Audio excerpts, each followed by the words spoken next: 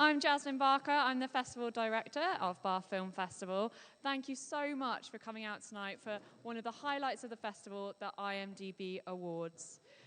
Yeah, big whoops.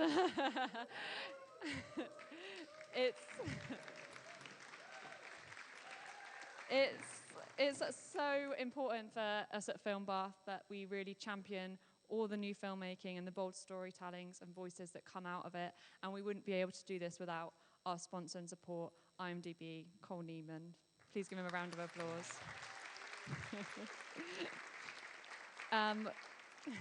This is our first time combining into one awards evening, which we're really excited for. We have the New Filmmaker Award and we have the Script to Screen Award. Both the winners receive money to go and make their next project, but also kit hire from Visual Impact. I'd also like to thank, as well as our brilliant judges, the team at Bath Spa University for all joining and coming up on later on stage to read out the script. So thank you to them. Now, it gives me great pleasure to introduce our host, journalist, broadcaster, and film nuther, Anu Anand. Thank you.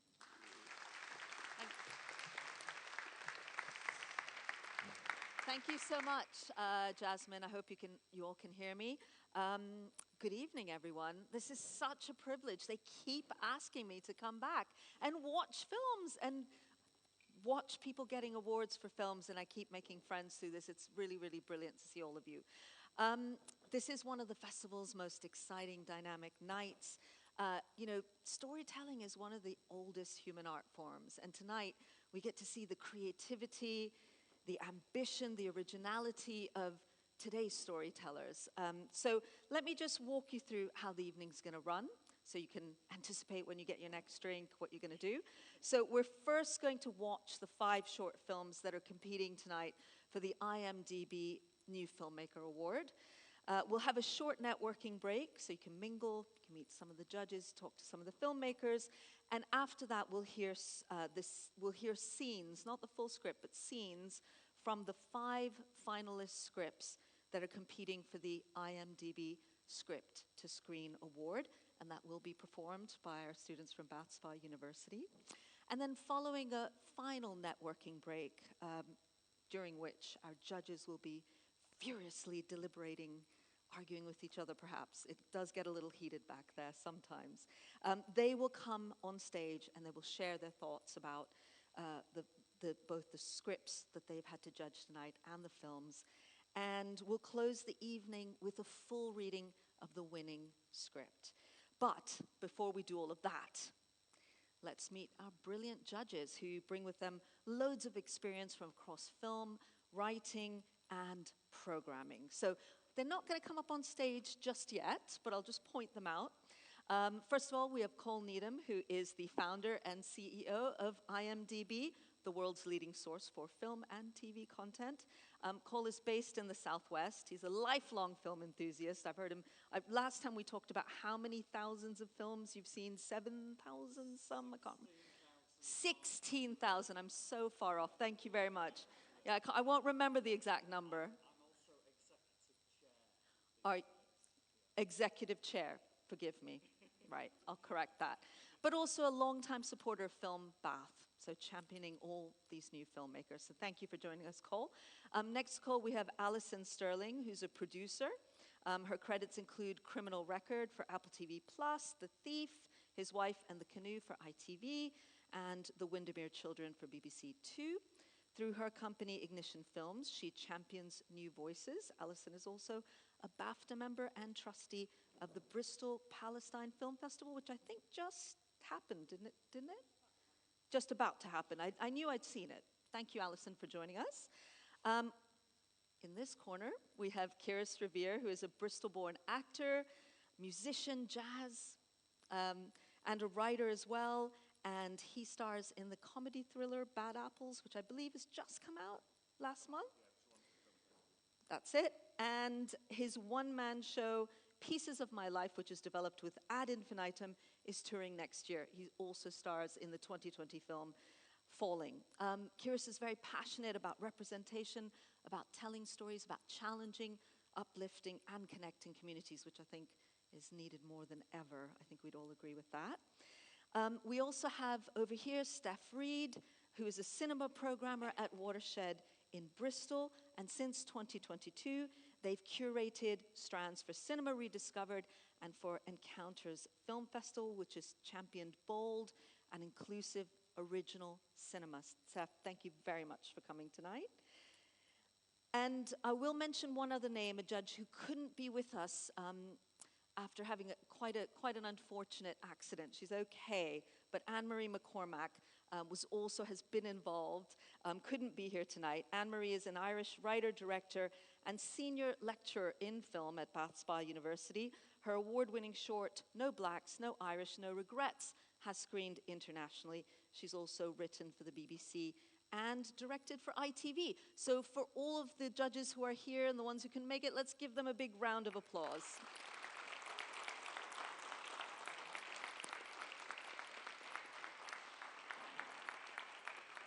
They're going to have the tricky task of sifting through all the entries and coming up with our winners tonight. So let's start with the IMDb New Filmmaker Award. We're going to watch 5 short films. These really celebrate the vision, the craft, the creativity. Our finalists tonight are Long Black by Alex Barnes-Auld, who's here tonight. We've got Madison by Abby Pascal. The Boulder Theory by Quinn Tisdale. Subject 73 by Reef Gaskell. And What Would Mother Say by Lewis Chan. I'm going to stand to the side, let you enjoy these screenings, but please keep in mind as you watch these films, we also have an audience award for both the scripts that we're going to be hearing about later, as well as the short films that we're watching. So keep that in mind. Try to remember which one you love. We'd love to get you to vote later on tonight, and that audience award will be part of tonight's ceremony. So let's go ahead and watch our films.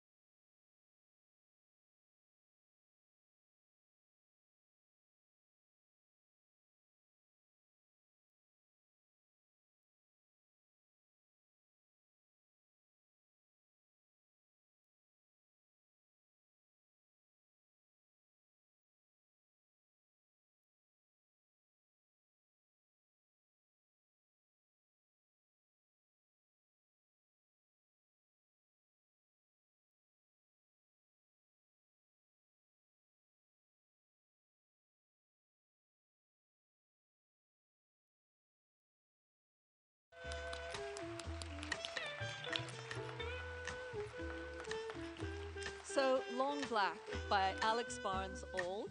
And just to say that our judges are seeing these films for the first time, just like you are. Okay, so it's as fresh an experience for us as it is for you. I can say I definitely didn't see that coming, Alex, so thank you very much. All right, the next film, Madison by Abby Pascal.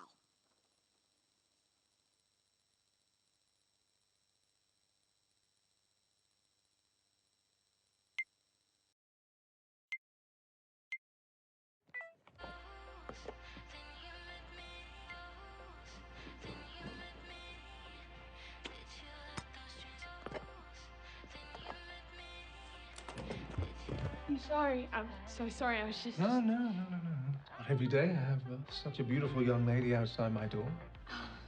Thank you very much. Posture there. Slow it down. The lady's like a well-educated woman. Really focus in on them during your answers, and if... smile. No.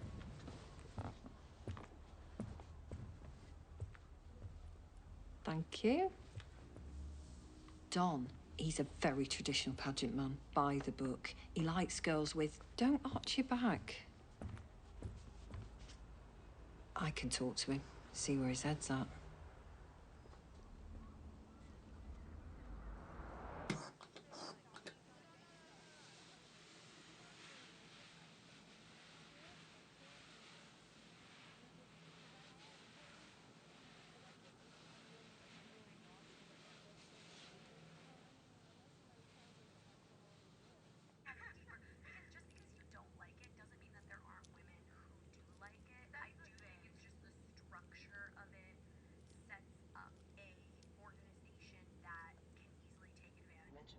Am I boring you? I used to love this.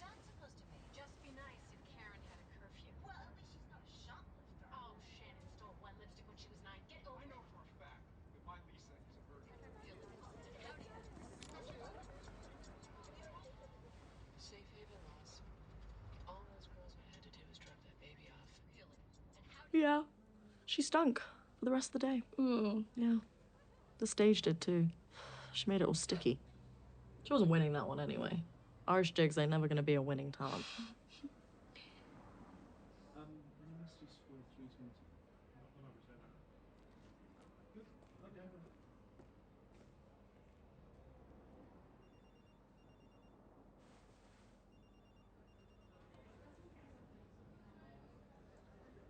You know who that was? Yeah, I met him yesterday. And? He was... The proper creep. yeah, literally. Why don't you come out? Some of us are going to the pier in a bit. You know Jess? I'm not sure how different it'll be to all the other peers, but it's nice to get out. Yeah. Yes. But I have to ask my mum first. How old are you? 15.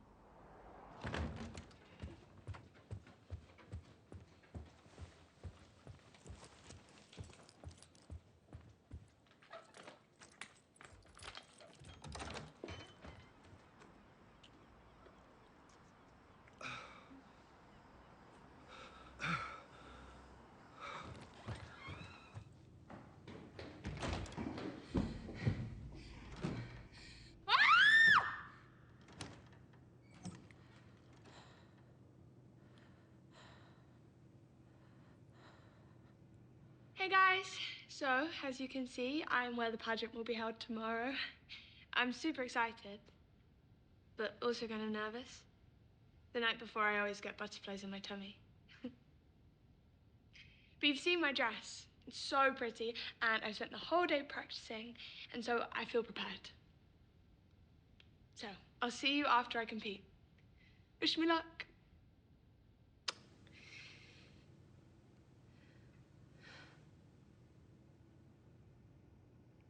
Hey guys, so I'm where the pageant will be held tomorrow. I'm super excited. Also a bit nervous. I always get butterflies in my tummy the night before.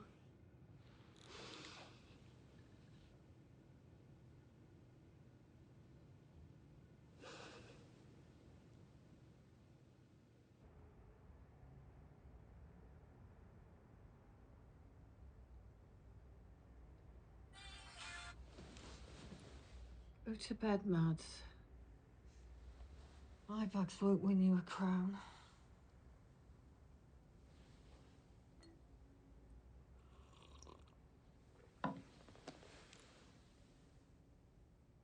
What are you on about? Look at yourself. This is your day. I can feel it. I'm not sure about that, Mum. We've done everything we can. One last push. This is the easy part. I know, Come on, Mads. This is our last chance. What's gone into you? I don't like all those people staring at me. Who cares? Let them. The only people that matter are you and me. Judges, and the other mums and the girls. So what? You know I'd never force you to do anything, ever.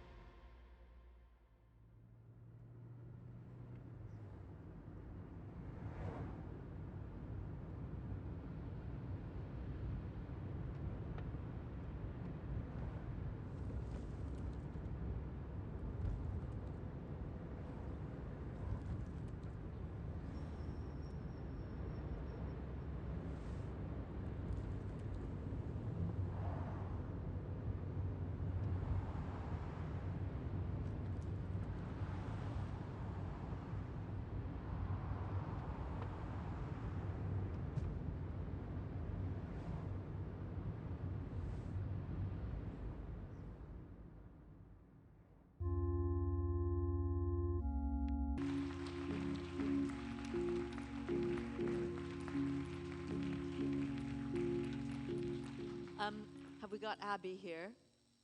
Yay. Well done, Abby. What an amazing film. Kind of reminds me of some of the headlines we've had in the news this week.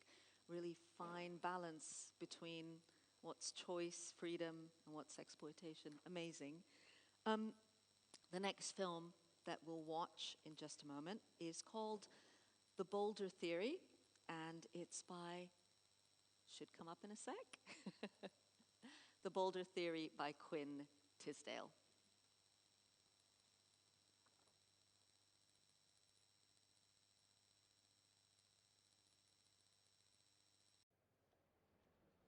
Extinction. A fate that almost every creature throughout Earth's history has had to face at some point in time.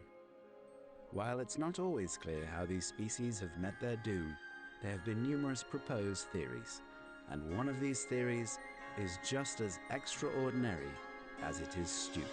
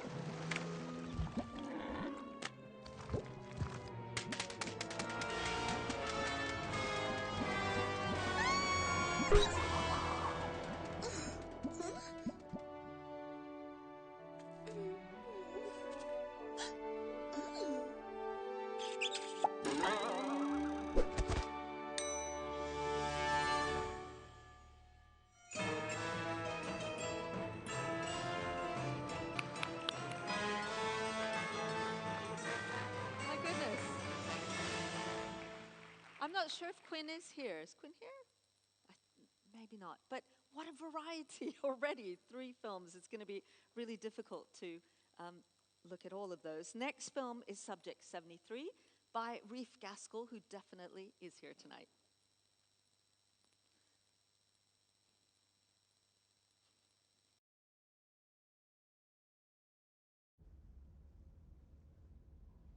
Let's begin. Are you ready? Yes, I am. Please, try to answer just yes or no. Are you in significant financial need? Yes. Do you have any significant future prospects or opportunities? No. Would you say that your childhood was more difficult than usual? Yes. Do you have any significant biases caused by your history of trauma? Wait, trauma? I said difficult. Just yes or no will suffice. No. No. No. Are you a good person? Yes. And finally, do you understand that if you leave early before the closing process, you will forfeit any and all rewards, incentives, or outcomes accrued through the process? Yes. In that case, follow me. Welcome. All subjects must be accompanied by their assigned times and follow the guidelines provided at registration.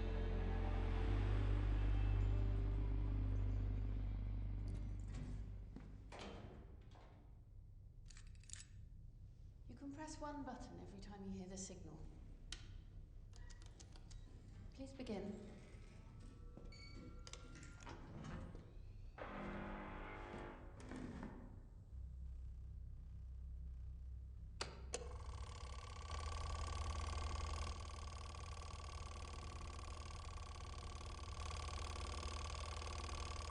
Current balance, £35,211.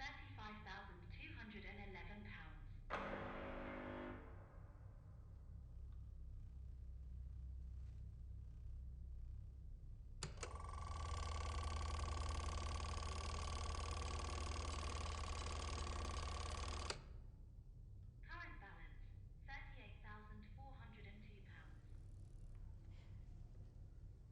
What does the other button do? You can find out whenever you want.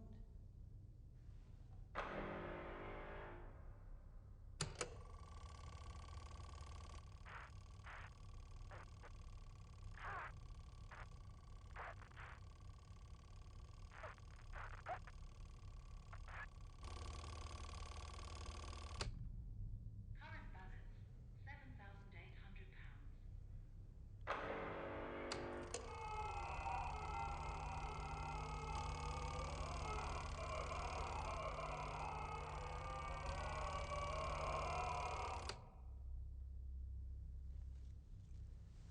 What was that noise? You can press one button every time you hear the signal.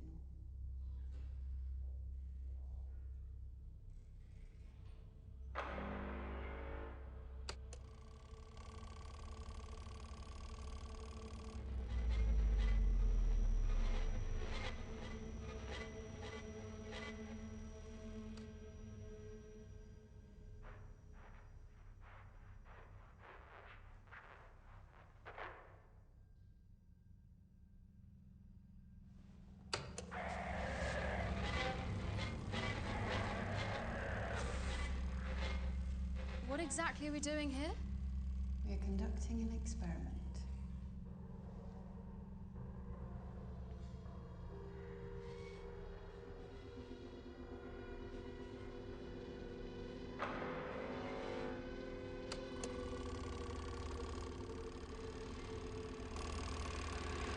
Current balance, £908.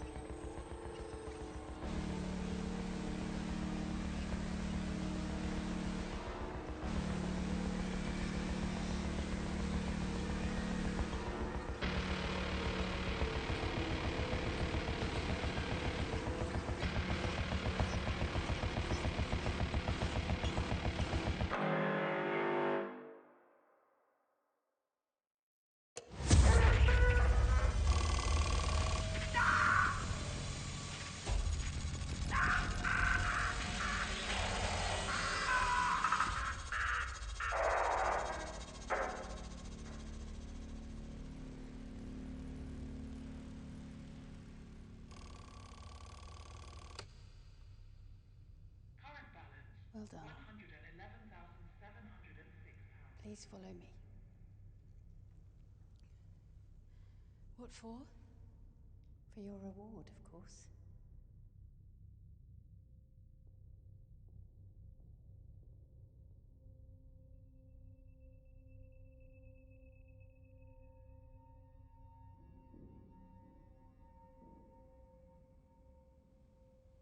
What's in there? The closing process. In order to receive what you are owed, you must go inside. But you can, of course, leave now if you wish.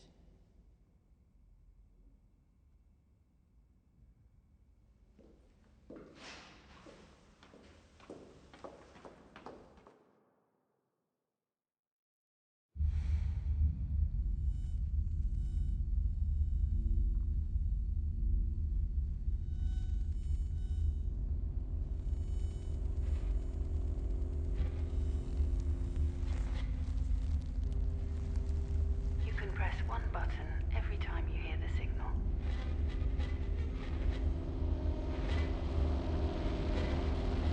Please begin.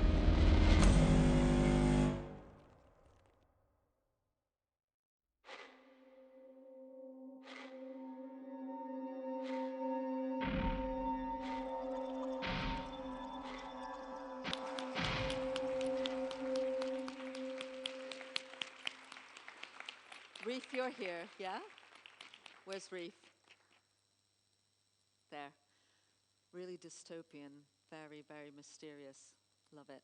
Okay, our final film tonight, What Would Mother Say? By Lewis Chan.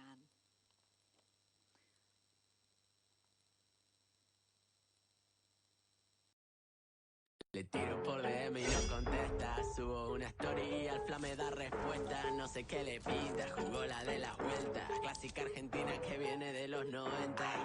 Le tiro por DM y no contesta. Subo una story y al fla me da respuesta. No sé qué le pinta, jugó la de las vueltas. Clásica argentina que viene de los 90. Me tiene hackeado como glue, glue, glue. Si me buscas yo me pego como Boobaloo. Son mi bunny como Lola de los Looney Tunes. Son la Bonnie de este Clyde a los...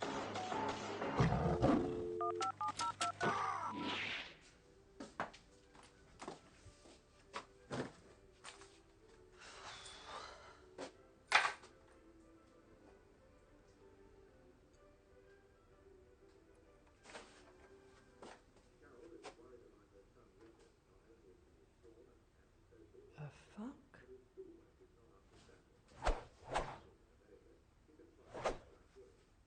You thieving little shit. Vuelta, vuelta, clásica argentina, vuelta. Silly rabbit. What's dearest mother to think when she finds out her darling little angel Morty's a buzzhead? And what out? Are we snitching? Snitching? No, I'm telling you to your face, I'm going to sing.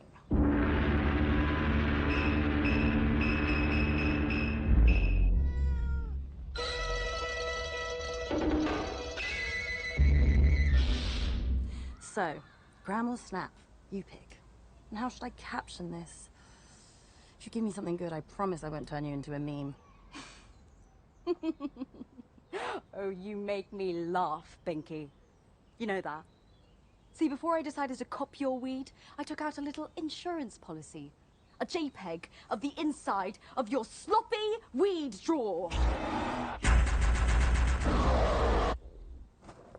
Now, while the weed paraphernalia clearly illustrates your drugginess, the eye might drift to the right where we find, well, what is that? Jesus, what is it? Oh, of course. Silly me. It's a giant dildo.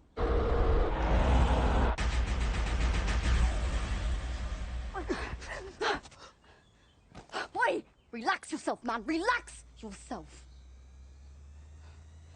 Now, before you lose that famous temper of yours and try and snatch my phone from my hands, let it be known that said image has already been forwarded, double blue tick, to Gracie and Tracy.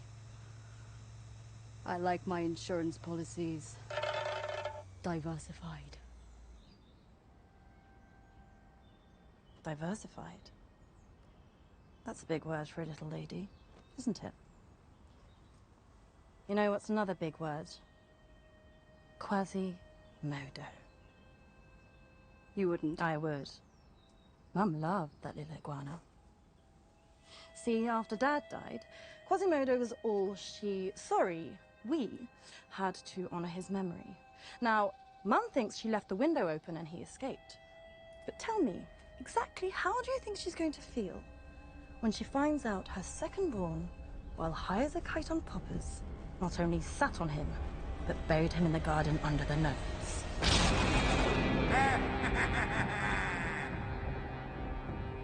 You'll never find the body.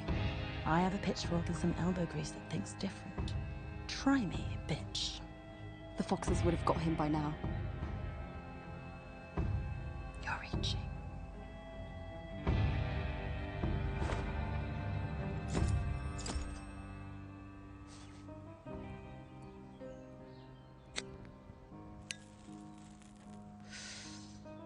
You're a good kid. Real good. But as long as I'm here, you'll always be mine.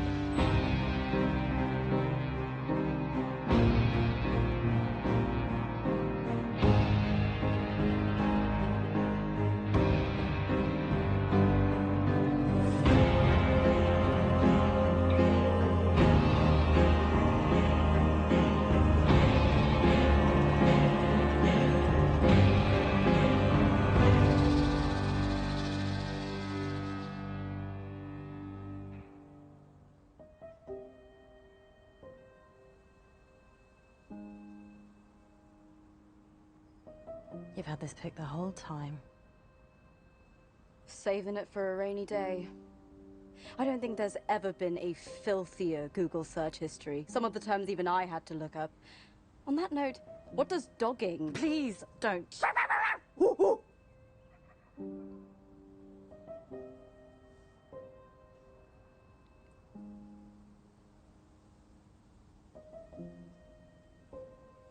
the victor belong the spoils.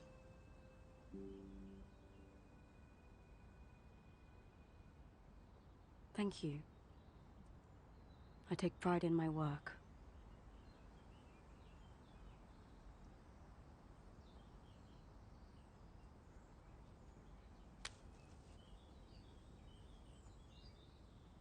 Sleep with one eye open, sis. I always do, girl.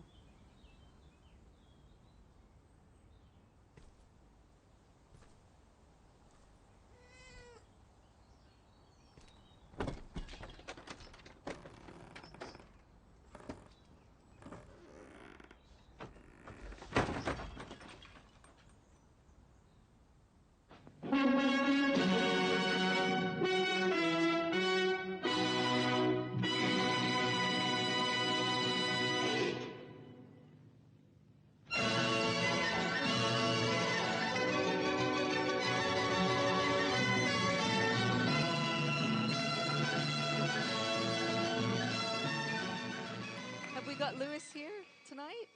Lewis, raise your hand if you're here. Brilliant. Thank you so much. Let's have another round of applause. Long Black, Madison, The Boulder Theory, Subject 73, and What Would Mother Say? These are our 5 finalists tonight for the IMDb New Filmmaker Award.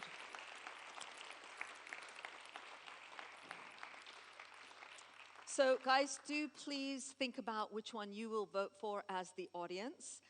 We're going to take a 20-minute break, okay? You can go grab a drink. You can meet some of the filmmakers. Their names on the tables if you want to circulate. You can chat about the films that you've seen, talk to our judges. And we're going to come back in 20 minutes, and we will then get to know our script-to-screen finalists. So thank you very much, and go and grab something to drink. We'll see you in 20 minutes.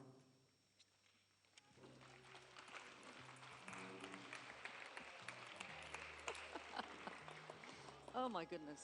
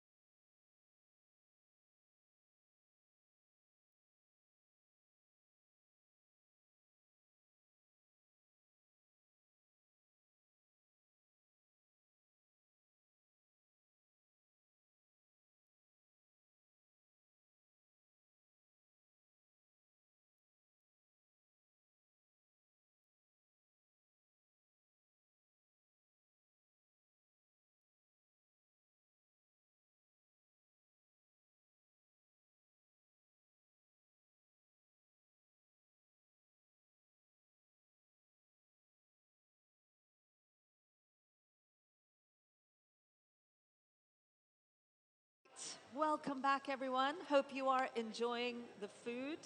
I will not give anything away, but I always get to eavesdrop on the judges' fascinating conversation. They will obviously give you their take a little later. But we're going to turn our gaze now from the screen, the finished films, to the blank page. We're going to have a look at our finalists for the IMDb Script to Screen Awards. Now, each writer was asked to submit a short film script with the potential to go into production.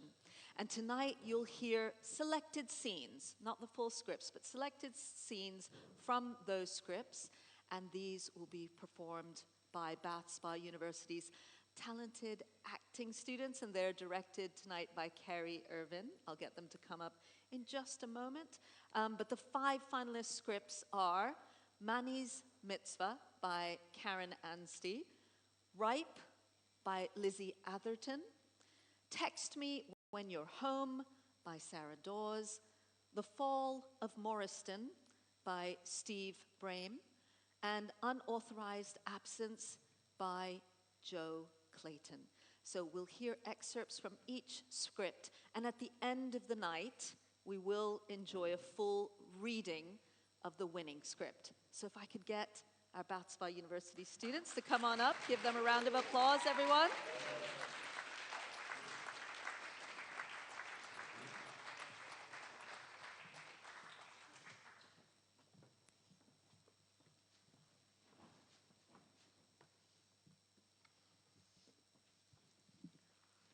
Ripe by Lizzie Atherton. Exterior, Annette's garden afternoon. A sunny day, children laugh and shout. Music drifts across from other back gardens. A disposable barbecue is on the floor, lightly smoking. The coals are black.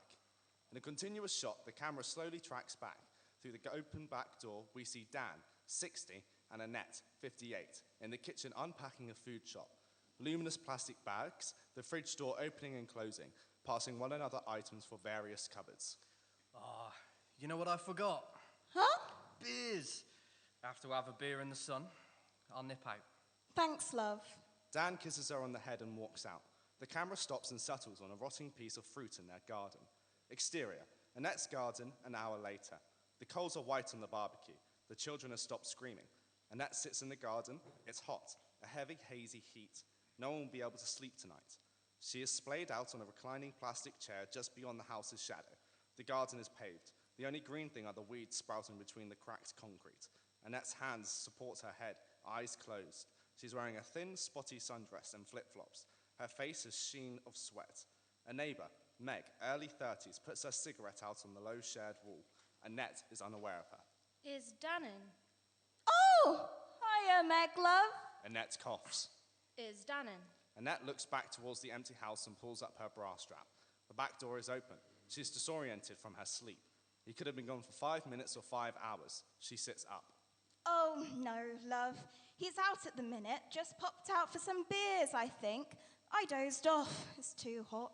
Meg's tangerine orange nails flick ash off the wall onto Annette's garden. You okay, though, love? Sure. Do you want to join? She nods towards the barbecue and starts fumbling for her phone beneath her, but she can't find it. I can text Dan, ask him to get some more sausages. Did you see the thing on Facebook? Meg goes to light another cigarette. Love, can you not smoke? She coughs weakly and waves at the air feebly. Sorry, love. A beat. Meg continues to smoke. Did you see it, though? No, I've come off it. Can't be doing with that. She slaps her knees and slips her feet into her flip-flops. Ah, well, I better start. Can you have a barbecue? What, love? If the smoke is bad. Meg inhales deeply. Don't think you should be barbecuing, really. Dan is, not me. Do you want to come? Because I'll need to ask Dan to... Where's Dan, then?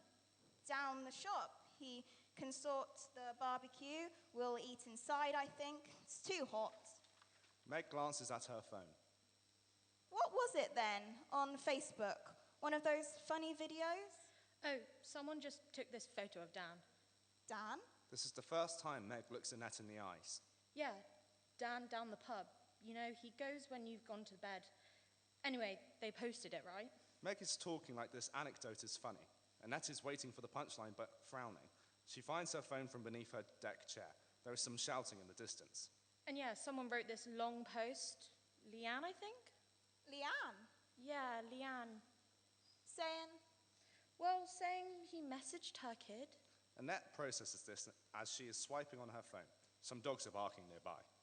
Yeah, what's her name? She goes Lanewell School? Amy? Blonde? What did she say he messaged? Annette has now stood up and turned from Meg. She is on the phone. An automated message faintly says, "Can't answer your phone right now." She tries again. The same. Meg observes this, unbothered. But it wasn't really her kid. What? Meg is now laughing to herself, scrolling through her phone. It's a bit of a shit barbecue, Annette. It's going cold. As Annette is now stood up, she goes to the wall and calmly stubs out Meg's cigarette. A siren wails. What the fuck? Tell me. What are you talking about? I don't fucking know. Meg looks uncomfortable. She fiddles with her rings. It wasn't actually Amy. They just pretended to be her, you know? Annette understands. She briskly walks out of the back gate. You never know, do you, Annette?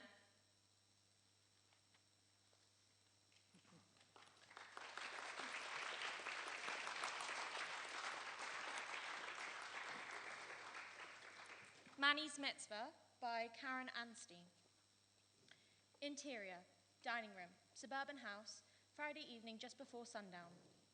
The dining table is set beautifully for the Shabbat, and Indira, a mixed-race 13-year-old with a mess of beautiful hair and a fierce demeanor, is alone in the room.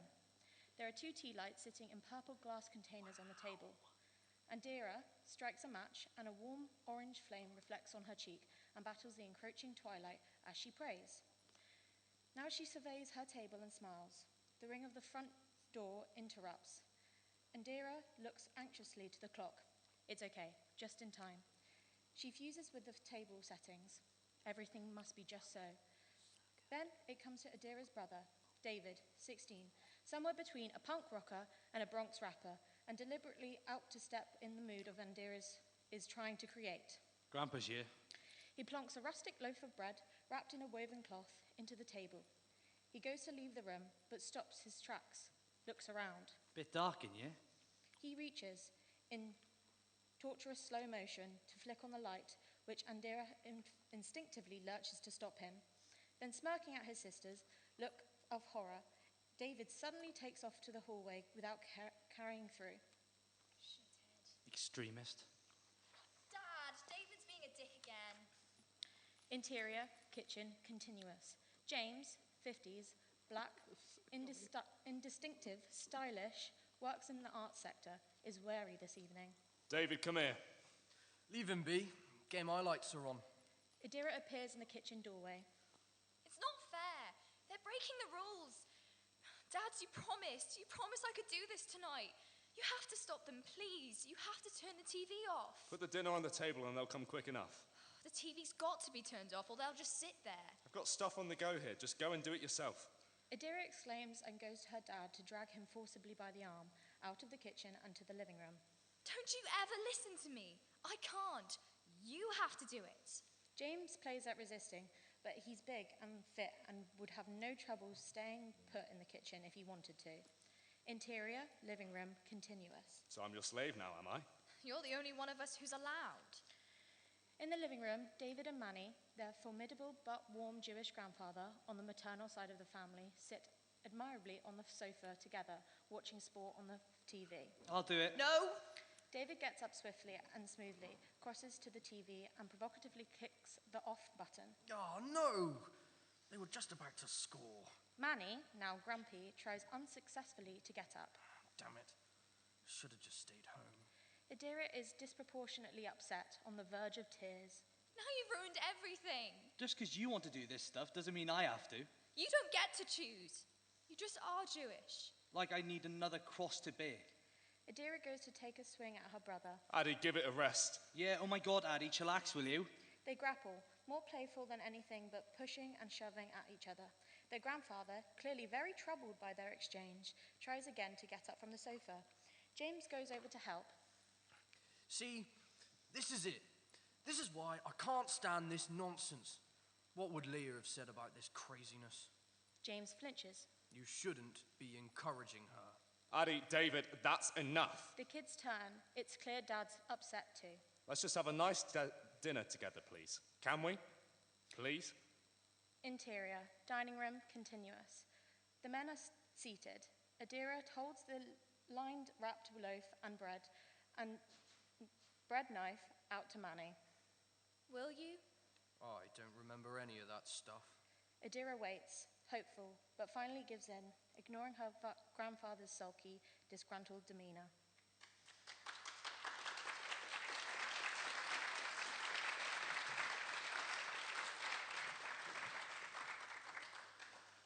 This is Unauthorized Absence by Joe Clayton. Interior of CAMS, Child and Adolescents Mental Health Centre. Day. A small, bare office room. A basket of grubby toys/crayons. Thea, school uniform, sits quietly drawing on the floor. Anna sits with Nadia, a CAMS support worker. Positive, upbeat. Does she look hyperactive to you? Not now, no, but she gets a bit... Nadia consults a pile of forms. School says she's polite, well-liked. Thea stiffens at the mention of school. Anna notices. Do you like school, Thea? Thea stares at Nadia, then at Anna. Anna goes to speak as we cut to the interior of Miss Watson's classroom. Evening. Classroom walls burst with meticulous displays. Gold stars, good work, excellent, 10 out of 10. She's just kind of in her own world sometimes. They perch on comically small chairs. Anna laughs. She's got a great imagination. The main issue for Thea, this lateness, we've got to nip it in the bud. She's missing important learning. That first maths lesson, did Miss Henderson say about the parenting course? She did, yes. Yes, but we're still waiting on this CAMS, still a autism thing. Miss Watson flinches. Do you think Thea needs a label? Is that what you want for her? Is something worrying her at home? School is worrying her.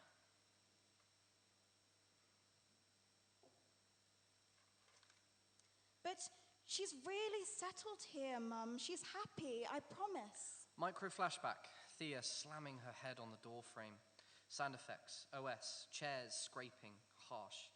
Escalation montage, different rooms, same setup, over 4 months. Number 1, head's office, morning. Head teacher, female, mid-40s, formidable, ambitious for her school. But we all have to do things we don't want to do, even Thea. Micro flashback, Anna chasing Thea with uniform. This is different. Thea's different. She's special. She's like super determined. Micro flashback, see you, Thea in meltdown. We have at-risk children, looked after kids, children escaping war. You don't think she's playing you? Because that's what children do, isn't it? Number 2, Special Educational Needs Office, afternoon. Amy Henderson. Senko, first job, overworked, kind. I'm sorry things are so hard. I'm trying, honest to God. Thea doesn't have a diagnosis and, well, lots of our pupils do. And she's a bright girl. Micro flashback, Thea in classroom, head in hands. So we're quite, limited on what we can offer in the way of actual support. Number 3, head's office, evening. The head, stern. Amy, concerned. Anna, dishevelled. Letter. Fixed penalty notice for unauthorised absence, £80.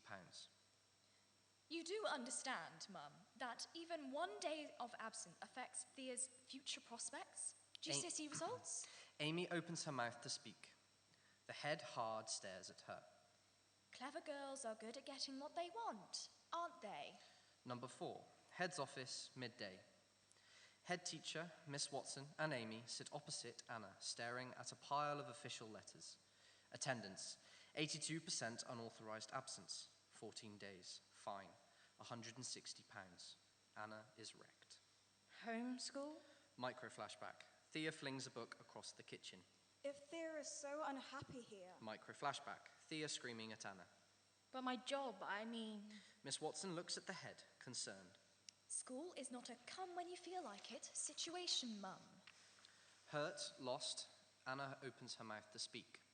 Cut 2, 5. School meeting room, morning. Educational welfare officer, big guy, 40s, ex-prison service, with head teacher, Amy, and Miss Watson. Anna, shrunken. You refused the parenting course. I've used up all my leave. I can't have any more time off. You didn't attend. How do you suggest I pay my rent? Miss Watson and Amy shift in their seats, uncomfortable. So I must inform you, the next step is prosecution under Section 444 of the Education Act 1996. Micro flashback. Anna holding Thea on the floor, distraught. I'm not taking her to frickin' Marbella. She's in no fit state. A prosecution could result in community order, a fine up to £2,500 or a custodial sentence. Micro flashback. Bathroom sink. Thea retching. She won't eat. She doesn't sleep. You've got the doctor's letter. She can't cope. She's on a waiting list. What am I supposed to do? The educational welfare officer closes his folder. The head stares at Anna, unmoved. All you have to do is get her in. Amy, shaken, shamed. Miss Watson, confused and sad. And Anna, utterly alone, gives an angry, raucous laugh to cover her tears.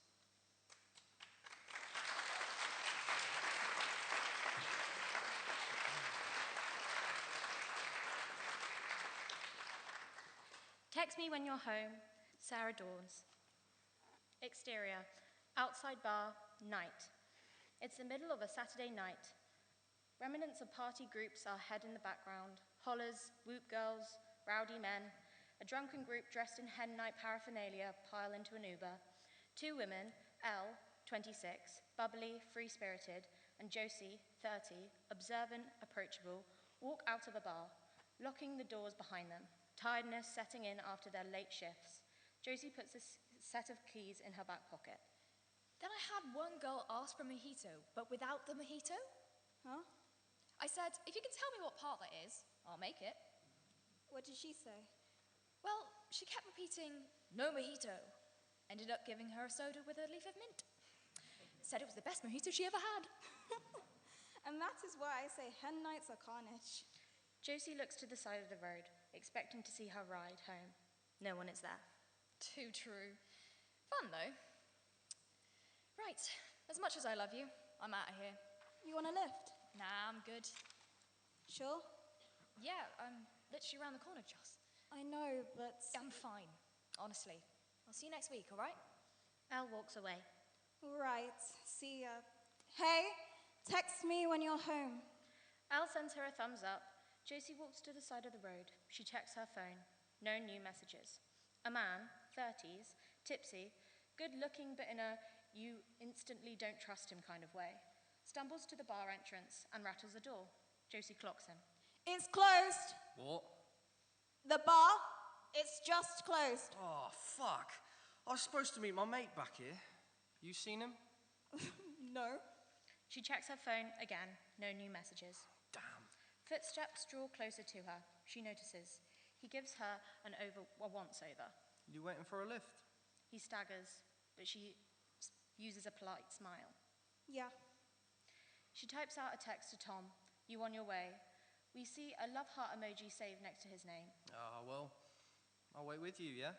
Oh, that's all good. I'm sure your mate's probably looking for you. Nah, little shit prob's hooked up with red dress. He stumbles as he steps closer. The partygoers are now a distant sound. It's just the two of them. He gets out a pack of cigarettes. Want one? I'm good, thanks. He lights one for himself, fumbling with the lighter. He stares at her. Hey, do I know you? I don't think so. I swear I know you. Probably just have one of those faces. Nah, I'd remember a face like yours. A beat. He takes a drag. You been out? Nah, just working. What? You work round here? Yeah. Where? He looks at the bar behind her. Ah, you're the girl from the bar. I knew it. I knew I'd knew your face from somewhere. A beat. He takes another drag, covering her in smoke. She winces, but doesn't engage. I remember your smile. You're pretty when you smile.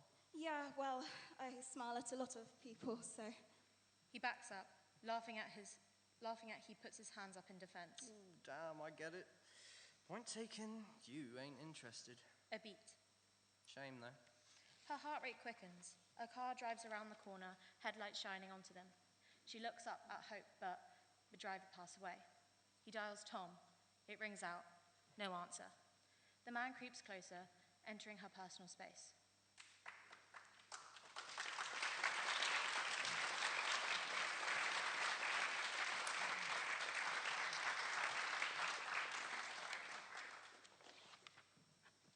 This is The Falls of Morriston, written by Steve Brain. Fade in. Exterior, Lockview Cottage, path, day. A taxi driver retrieves a large suitcase and a rucksack from the back of his vehicle, while Rebecca Kincaid, 28, takes in the view of the Highlands. There you go, lass. You sure you don't want me to carry these up? It's no bother, believe me. I've been on a train pretty much all day. I think it will do me good. Thanks anyway. Well, enjoy your stay. Maybe you'll get a wee shifty of the monster. Maybe I will. Invermorriston is just a 30-minute walk down this road. You'll find most of what you need there. Interior, Lockview Cottage, living room, day. The sun is out of view in the afternoon sky as Rebecca appreciates the vista before her. The cottage is high enough up for the far shore of the Loch Ness to be visible. In one hand, she has a mug of coffee. In the other, a book entitled The Loch Ness Mystery Solved by Ronald Binns. Exterior, Lockview Cottage, day. Rebecca locks a door and heads down the path where she makes to go down to the road, but sees a sign across the tarmac which states, The Falls of Morriston, half a mile. She crosses over to check it out. Exterior, River Morriston, day. It's not quite a large river, maybe 20 yards across. There are quite a few rocky outcrops further upstream. For a moment, Rebecca just stops and takes it all in. As she looks around, she sees on the largest outcrop upstream a woman looking in her direction. It's difficult to make out due to the distance, but the woman seems to be wearing a long blue dress. Rebecca's gaze turns to the hill across the river, covered in trees. She looks back upstream, but the woman has gone. Interior, Invermorriston General Store, day. Rebecca is staring at her phone. The store's proprietor, Hamish McAlpine, 55, is finishing with a customer. Once done, he watches as Rebecca walks around with her phone. I'm afraid you'll get no signal in here, lass. I don't mind. I love that I'm out of reach. I'm just conscious I'm here for 4 weeks and should probably check in with my family. What brings you to Loch Ness? Please don't say the monster. The monster. No, not really. People and community. Kind of the monster, but I don't believe in that sort of thing. I want to see how the legend affects the local economy, attitudes, tourism, daily life. You're not one of those social anthropologists, are you? Wow, you're good. Say, is there an internet cafe? What with my phone being so unuseful. Kind of. The cafe is through that door there, and there's a pay-per-use computer on the back wall. And post office? Where can I get my letters and packages? This is also the post office. Where are you staying? Lockview Cottage, just up the road towards the falls. Oh, it's lovely up there. Look, I'll tell you what. We can't officially deliver to you, as the cottage is en route, but I'll have one of the lads come up and tell you when post arrives for you. That's so kind, thank you. Will you get a chance to enjoy the place, or is it just research? I'm sure I will. I've seen the falls, and there was a lady there. She hesitates for a moment. A lady? It's nothing. She seemed a bit overdressed for a river walk.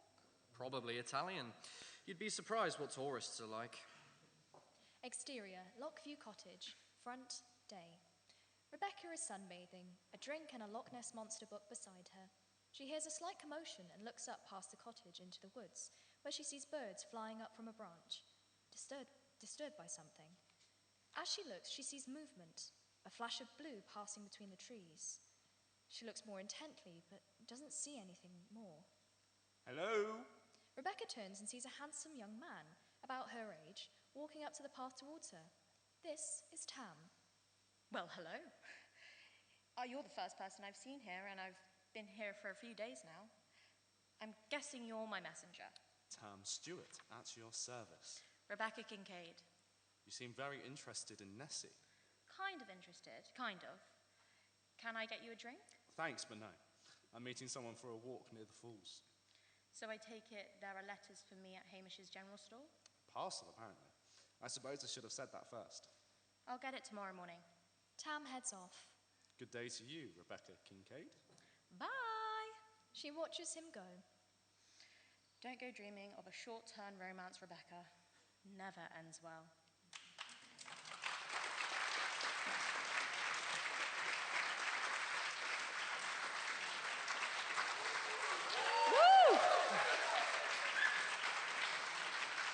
Well done, guys. Thank you. Thank you so much to our Bath Spa actors, and I do need to correct one thing. The director tonight was Eloise Grieve. And of course, thank you as well to our 5 brilliant writers who have written those scripts. Now, it's your turn, guys. You've got a job to do, okay? You need to also vote tonight, both for the film that you would like to see win, as well as the script. You've got a QR code here, and if you follow that link, you will be able to choose both. So please do that. We are going to take another 20-minute break, more drinks, more networking, bit more time for our judges to go back there and hammer out which 2 winners they're going to choose tonight. So please do grab a drink. Please do mingle a bit. Please do vote before you go to get your drink because we need time to tally all the votes as well. This is a very fast turnaround tonight. But enjoy your break, and when we come back, we'll find out who our winners are. Thank you.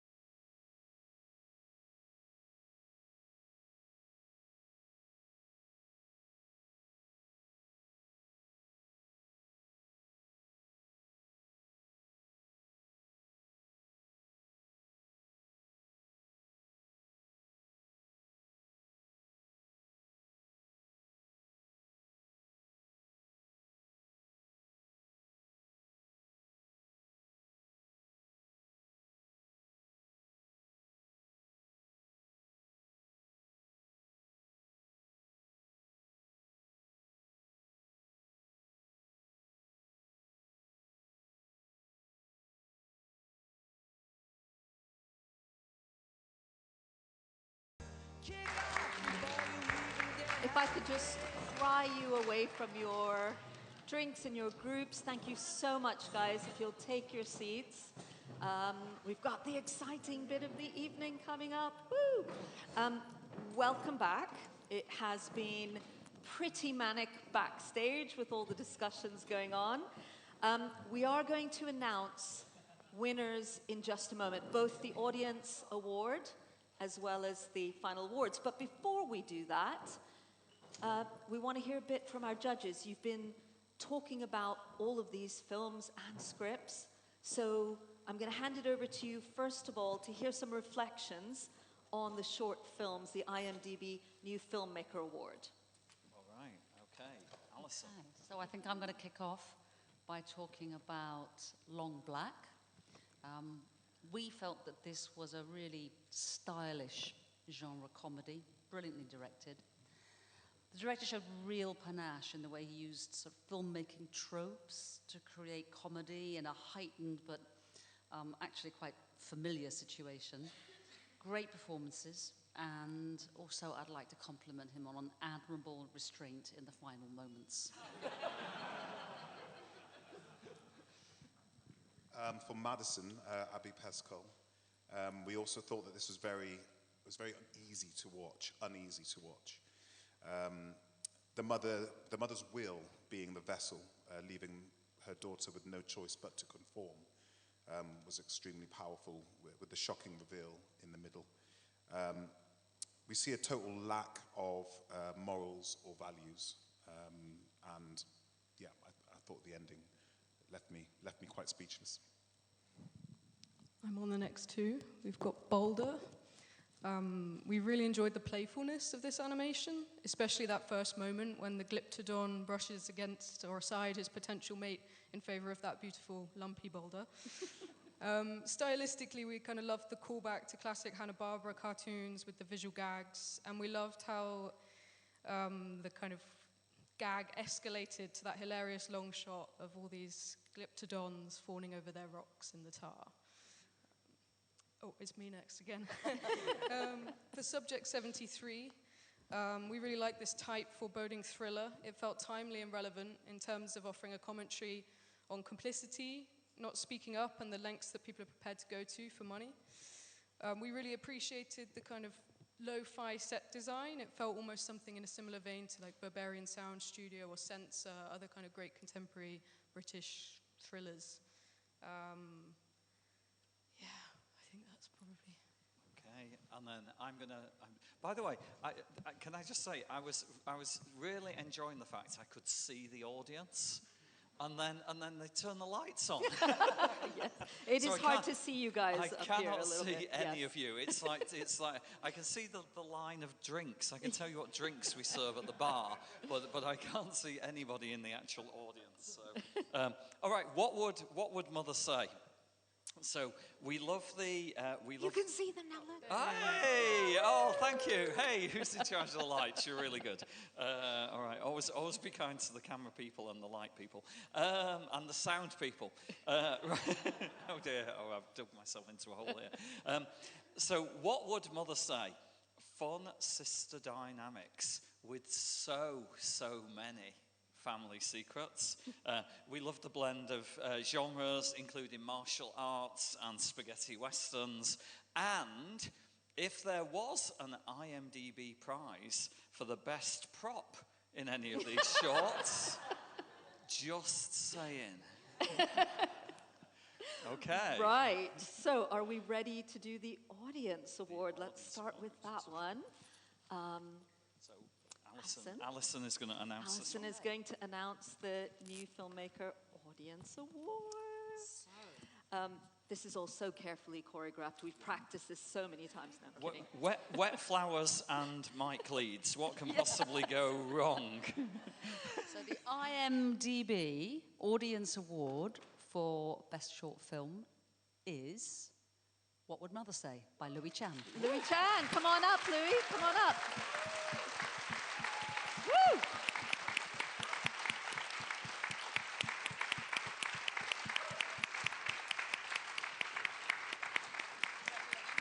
Many congratulations.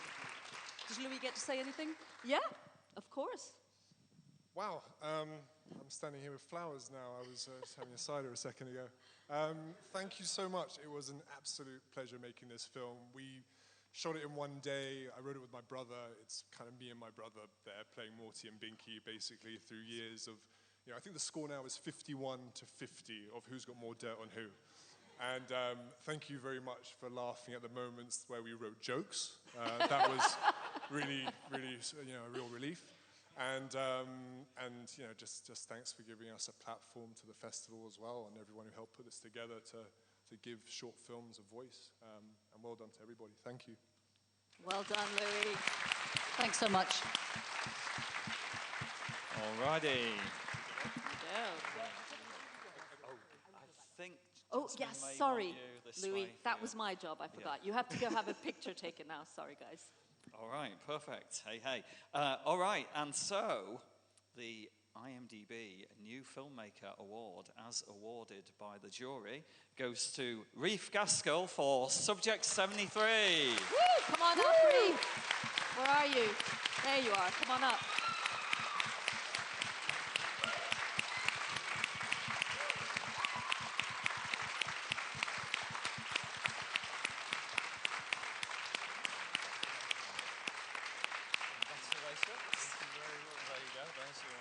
Prize. You can. And also you do get the trusted IMDb pin. Although don't say anything to the people on that table there, because they have to work for IMDb to get one of these. You're getting one for free. Woo! There you go. And do you want to Yeah, I mean, a lot of us here are just behind the camera for very, very good reasons. Thank you so much. I probably should have written something, but I want to send a big thanks to Tejas, the writer, who's in the room with us as well. This was made as a first-year project at the NFTS where we got given 50 quid and a strict perimeter where they said you weren't allowed to walk and shoot this more than 10 minutes away from the school. Wow. And they very nicely gave us 2 rolls of film, but they also said you're not allowed to use anything else. So we had 20 minutes of rushes to use. And Tejas and I did not help ourselves by trying to do that. But it was a real collaboration with him because, truthfully, the NFTS assigned us to each other. And we were left in a room going, well, what are we going to do? Wow. And we kind of met in the middle and made that. So thank you very much for awarding. It's really interesting to the judges. You guys were kind of trying to guess how much their budget was, right? Yeah. And you what said did you guys think? Not 50 quid, we guessed. Okay. Yeah, they said £1,000. So even more impressive. Thank you very much. Reef, thank you so much. If you'll come this way, Reef, come this way. Right. Okay. So now shall we turn our attention to our brilliant scripts? And again, if judges, if you will please illuminate us, give us some idea of what those backroom discussions were like. Oh no, we can't talk about the backroom discussions. We can only talk about the scripts. All right. So I'm actually representing Anne-Marie, who because of her accident wasn't able to be here tonight. But we're all representing all of the jurors, all of the jury. Anyway, great. Do I want to turn on Siri dictation right now? No, I don't. Okay.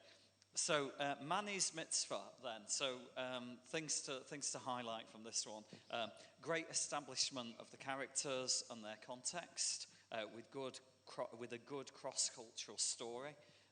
Great interplay between Adira and Mani. And I'm really sorry because these were fragments. I'm just going to say this anyway. It's got a great ending which explains the title and love the last line of Mani's Mitzvah, which you didn't hear. So Karen, if you're here, maybe... Karen, where are you, Karen? Because I know you, Karen, don't I? There, right there. Hey, there Karen, hello again. Go ask Karen about her last line. afterwards. Okay, and Ripe. That's me. To us, Ripe felt like a spiraling character drama, really evocatively set in that kind of humid summer heat as this haunting revelation comes to light. The relationships felt really well established. In particular, we loved the kind of warmth turning to friction and sniping in that conversation between Annette and her neighbor Meg, which you just heard earlier. That slow turn to sourness in their conversation felt like it beautifully mirrored the slow growing sense of dread throughout the narrative, building to its intense conclusion, which again you didn't hear. All right, text me when you're home. Oh, it's me. So yeah, we thought Text Me When You're Home captured a painfully familiar slice of nightlife vulnerability women sometimes face when just getting home becomes an act of survival. The dialogue feels natural and unforced, loaded with subtle power dynamics that escalates tension without ever resorting to cliche.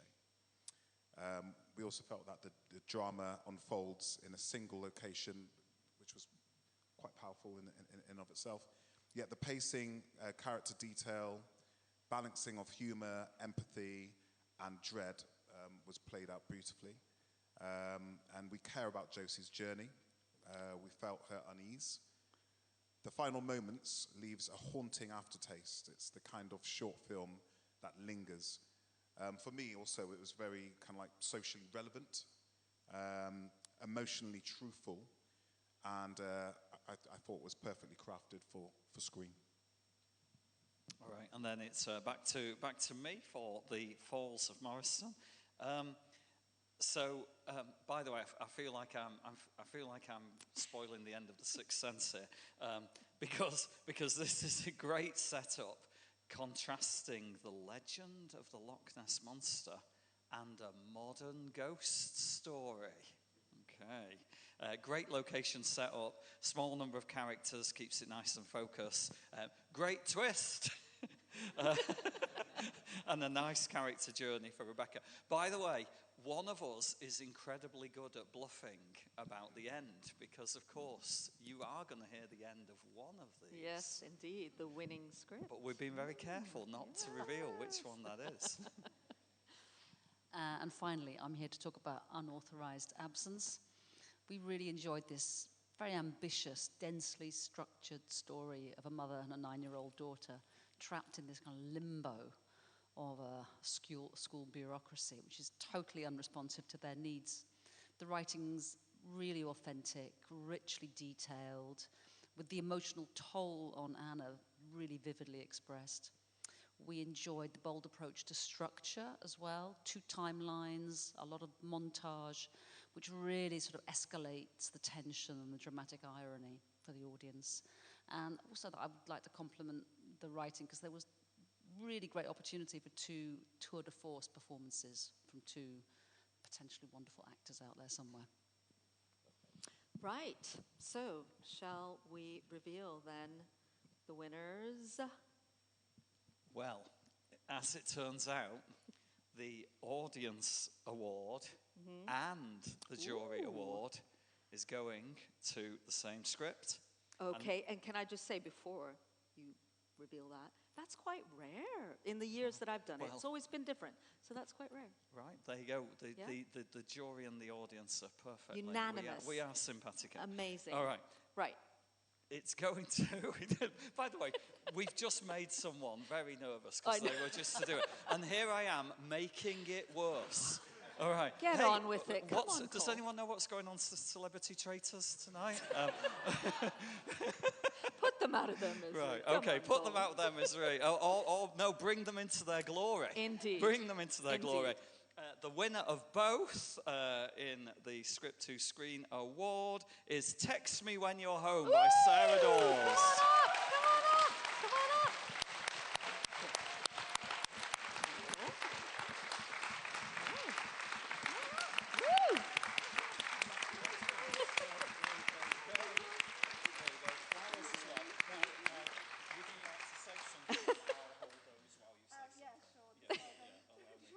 We didn't rehearse that bit. How does she hold the mic? I also need to know what's going on Celebrity Traitors. Yeah, gosh, I'm shaking. I started off as an actor and kind of turned into writer, so I suppose now I can solely kind of say I'm a writer. But yeah, this story is personal to me, but it's also one that I know is going to relate to a lot of women in this room. But what I really want to do is bring men into that conversation and really kind of highlight the importance of having them as allies and not feeling attacked. So yeah, I'm really looking forward to putting this into production, and it's going to be filming and using local talent in Bristol. So hopefully be back here maybe next year with it. Thank you. Amazing. Thank you. Well done. Oh, yes. And Sarah, if you go get your picture. Right. Congratulations to Sarah. And just a really big, guys, final round of applause for our winners and our judges who've come in today, given up their time, and used their experience and their wisdom to bring this evening together. So if I could just have a big round of applause, please.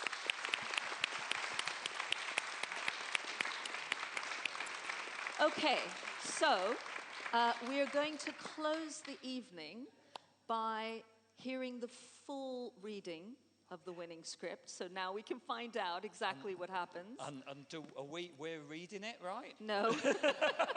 I think we need to leave that to our experts. Oh. So, right, if I could just get you guys to put your mics down, please, that would be lovely.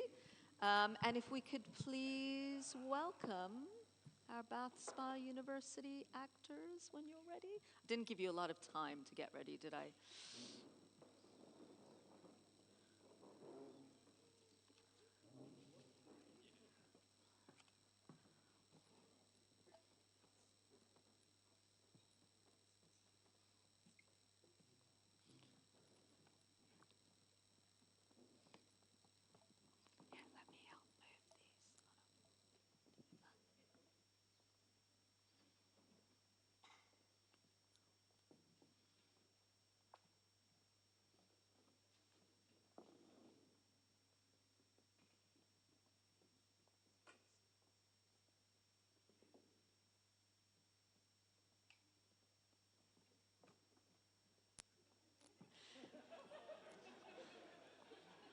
Right, guys, all the production bits now being showcased. Give a round of applause for our amazing backstage crew as well, keeping all the sound and everything going through the whole evening, even when we suddenly throw them into it. Oh, were we supposed to have some kind of a transition here? Well done. Thank you, guys.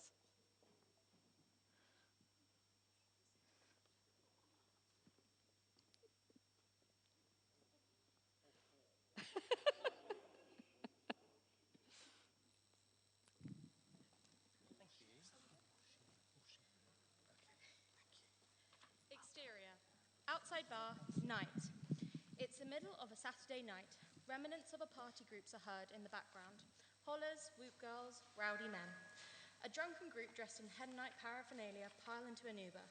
Two women, Elle, 26, bubbly, free-spirited, and Josie, 30, observant, approachable, walk out to the bar, locking the doors behind them, tiredness setting in after their late shift. Josie puts a set of keys in her back pocket. Then I had one girl ask for a mojito, but without the mojito. Huh? I said, if you can tell me what part that is, I'll make it. What did she say? Well, she kept repeating, no mojito. Ended up giving her a soda with a leaf of mint. Said it was the best mojito she'd ever had. And that's why I say hen nights are carnage. Josie looks to the side of the road, expecting to see her ride home. No one is there. Too true. Fun, though. Right. As much as I love you, I'm out of here. You want a lift? Nah, I'm good. Sure? Yeah, I'm literally around the corner, Josie. I know, but... I'm fine, honestly. I'll see you next week, all right? Elle walks away. All right. See ya. Hey, text me when you're home. Elle sends her a thumbs up. Josie walks to the side of the road. She checks her phone. No new messages. A man, 30s, tipsy, good-looking but in a you'll instantly don't trust him kind of way, stumbles into the bar entrance and rattles the door. Josie clocks him. It's closed. What? The bar? It's just closed. Oh, fuck. I was supposed to meet my mate back here. You seen him? No. She checks her phone. Again, no new messages. Damn. Footsteps draw closer to her. She notices. He gives her a once-over. You waiting for a lift? He staggers, but she puts on a polite smile. Yeah. She types out a text to Tom. You on your way? We see a heart-shaped emoji saved to the next of his name. Ah, well, I'll wait with you, yeah? Oh, that's all good. I'm sure your mate is probably looking for you. Nah, little shit prob's hooked up with red dress. He stumbles as he steps closer. The partygoers are now a distant sound. It's just the two of them. He gets out the pack of cigarettes. Want one? I'm good, thanks. He lights one for himself, fumbling with the lighter. He stares at her. Hey, do I know you? I don't think so. I swear I know you. Probably just have one of those faces. Nah, I'd remember a face like yours. A beat. He takes a drag. You been out? Nah, just working. What?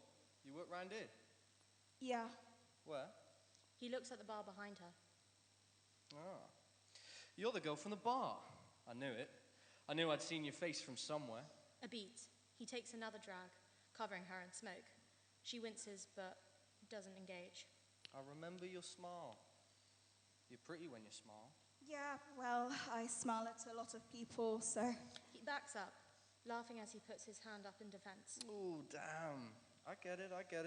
Point taken. You ain't interested. A beat. Shame, though. Her heart rate quickers. The car drives around the corner, headlights shining towards them. She looks up in hope, but the car drives away. She dials Tom. It rings out. No answer. The man creeps closer, entering her personal space. You running late? She flinches at his sudden closeness. He's just in traffic. We'll be here in a minute. They both know that she just made that up. Yeah. A beat. Josie shivers. You're cold. Here, take my jacket. He flicks his cigarette onto the floor and takes his jacket off. Shoving it towards her, she recoils. Oh, that's okay. Here, come on.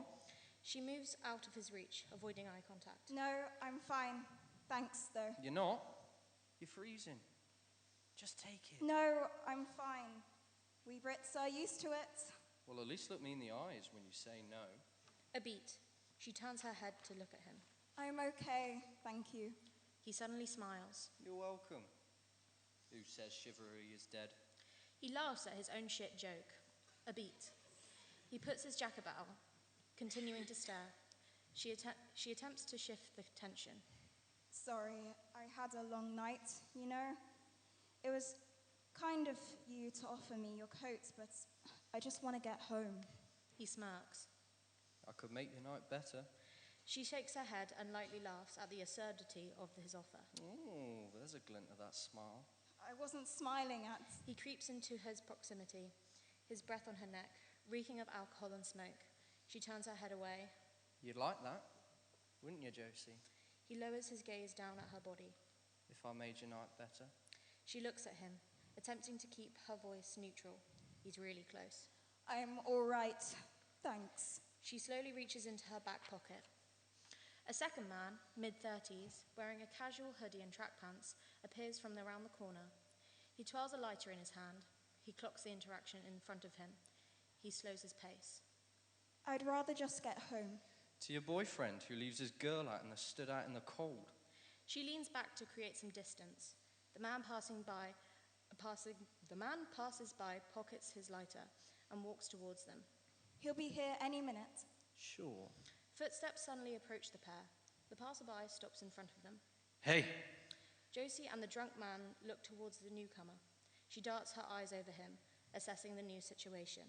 Hey, are you... Wait, sorry. I thought you were someone else. The drunk man makes a quick assessment of the passerby before laughing. He claps the passerby on the back. Oh, good man. I probably just have one of those faces, eh?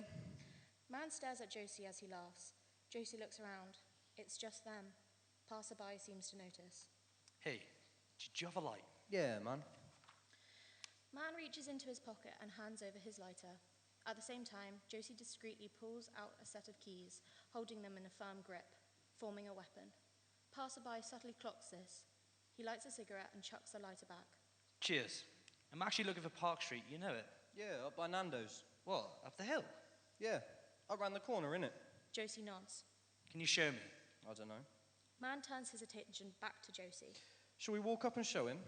Come on. Your boyfriend's not coming. Man stumbles. Josie steps back, her eyes darting to the road. No, I'm good here. He'll be here in a minute. No, I don't think he will be. I wouldn't usually ask. It's just I'm bloody useless at directions. First time in Bristol. First time in Bristol? Where you from? Down from Manchester. Manchester? Fucking Man City boy, are you? Yeah. Man pulls him into a one-arm bro hug. Fucking knew it, man. Can spot us a mile off. So Park Street, yeah? Up the hill. Yeah. Come on, City boy. I'll fucking show you. Man leads him away but has a second thought. Wait. You good, yeah? Yeah. I'm good. I'll see you on your next shift then, yeah? He sends her a wink. She's left with dread as the man walks away. She watches until they disappear around the corner. A long, uncomfortable beat of silence. She's still gripping the keys, standing at the side of the road, completely alone. Headlights shine around the corner. A car pulls into the front. It's Tom. She doesn't hesitate to get in. Oh, I'm sorry, babe. Would have been here sooner, but I got stuck in a game. I was down to the final 2 and nearly had him, but he got me with a flashbang. She slams the door shut, rushes to put her seatbelt on. He takes a proper look at her. Babe, you all right? Her phone vibrates. A new text from work. Home, kiss. Jose? Josie looks ahead and takes a deep breath. The last 5 minutes catching up with her. She slowly loosens her grip on her keys. Josie? End.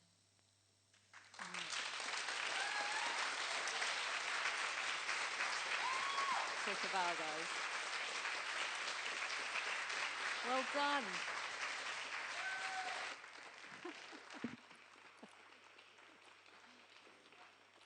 Amazing. Thank you so much. So that was our winning script, Text Me When You're Home by Sarah Dawes. Big thank you to Bath Spa, to our students, director. I also want to thank our finalists, everyone who made it to the final. Amazing achievement. Our judges, if we could also just give a big thank you to IMDb, to Visual Impact, to Banduk, which catered tonight, to Comedia staff, and of course, all of you who've come out tonight. Thank you so much. That concludes our evening, guys, but if you are locally based, please do check out the Film Bath Festival. It's an F-rated festival, so a lot of the films are made or written or directed by women, which is something I love about this festival. And please do stay, grab a drink. There is an after party, but thank you so much for coming out tonight. Really appreciate it. Thank you.